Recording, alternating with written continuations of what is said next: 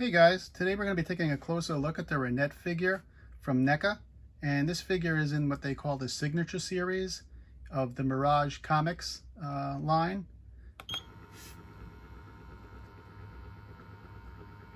And these figures are actually very cool. I've been collecting quite a few of these lately. I wish I had gotten on board earlier and gotten the turtles, which is always an issue, right? Because the turtles had come out early, and now if you're looking to get those, the price is pretty much through the roof.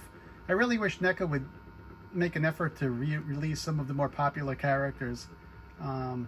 Even the comic line, the line that the Target exclusive line that they sell. Now, I was lucky enough to get the turtles early on in that particular line from the animated series, but a lot of the folks haven't, and they had a reappearance about a year and a half ago at Haulathon where they changed the color slightly. But yeah, I mean, a lot of people don't have them. They really should release them once or twice a year and give everybody a shot at getting those and not paying scalper prices for those. But and typically I usually don't open my figures, but in this particular case I wound up with two of these figures, and basically that happened by me ordering, I don't know if you folks remember, but there was San Diego Comic Convention time. There was a little hullabaloo about these figures. Actually, these three, the signature series, you'll see the Shredder figure and the Foot Ninja figure and the Renet figure. Those were available. They were giving out codes or something like that. I had ordered it at Walmart.com, and then my order was for some unknown reason canceled. So I was a little bit, I wanted to get another one.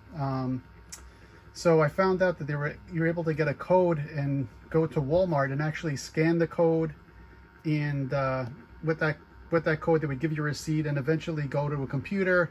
It was a bit of an ordeal. There's a lot of videos on it. There was a lot of controversy about this whole auto zone thing or whatever it was they had going on at the time.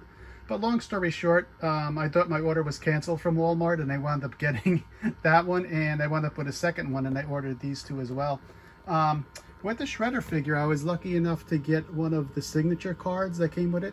Those are pretty cool to get. It's Kevin Eastman's signature, and you actually knew about it as soon as you put your code into the computer. It would tell you whether you had one of the you were able to get the signature card or not.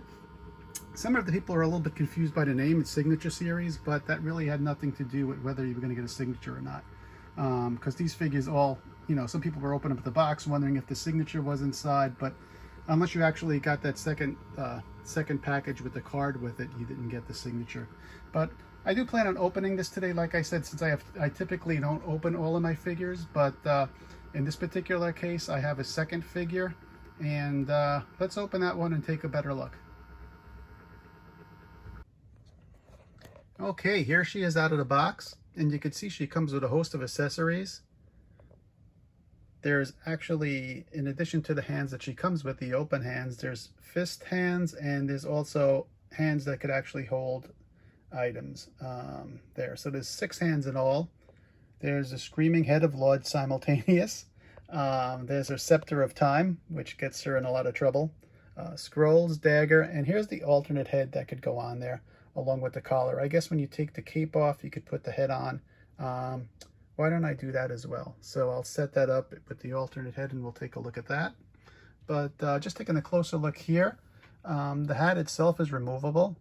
It comes off, and there she is with just a hood on. And yeah, pretty cool. The cape comes with a wire frame in there, so it could be moved around and posed in various positions. So this is pretty neat. Definitely a very neat figure. Okay, now here she is with her alternate head holding the scepter, and very cool. I do want to say, be very careful taking this figure. If you have this figure or other NECA figures, be careful removing hands or heads and things like that. The pieces are very delicate, and yeah, so you need to be very careful with that. But all in all, this is a very cool figure. In addition to the cool box art that I mentioned earlier, there's an insert with additional box art. A lot of these images were also on the box, but I think this is three of them next to each other. But this is all original artwork by Kevin Eastman, which is pretty cool. Also, as I mentioned before, this issue itself, if you're lucky to have the original copy, that's great. If you're not, it's a little bit difficult to have. I guess there is a, this particular issue, which was issue 8 of the original series, included a guest appearance by Cerebus, which was a character created by Dave Sim.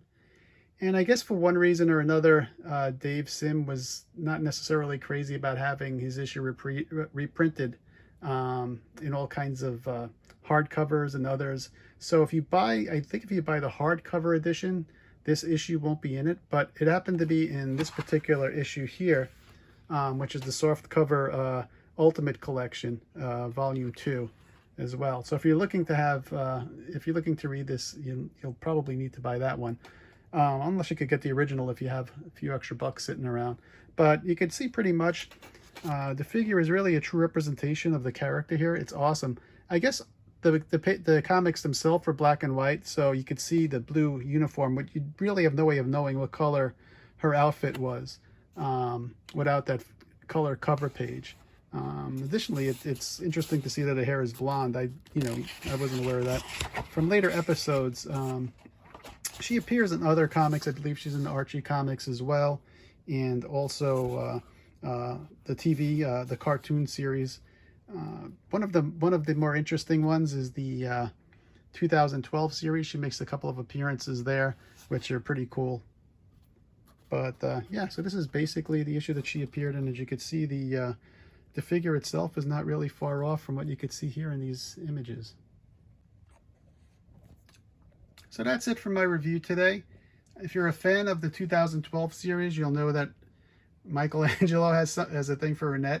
And yeah, so I'm kind of hoping that one day somebody gives the 2012 series the same treatment that they're giving Mirage and the 80s animated series as well. I think there wasn't Playmates figures that came out with those, but I don't think they were a great representation of what the characters really looked like.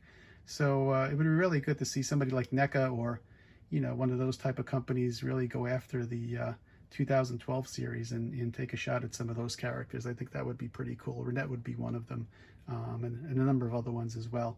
So that's it today. Hope all is well, and talk soon. Bye now.